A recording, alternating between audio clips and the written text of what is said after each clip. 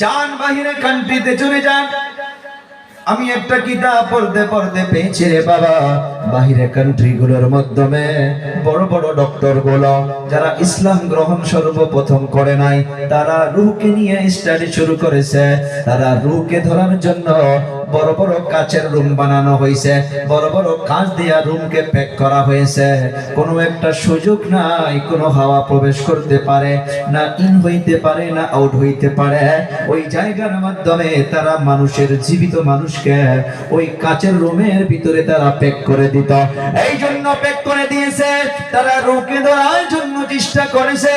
ওই কাচের ভিতরে যখন মানুষকে প্যাক করা হয়েছে রে বাবাজিরা, আমার বন্ধুরা, ওই জায়গার মাধ্যমে লাগে লাগে লাগে লাগে খাদ্য বিনাকারে মানুষ ওই জায়গার মাধ্যমে মরে গিয়েছে।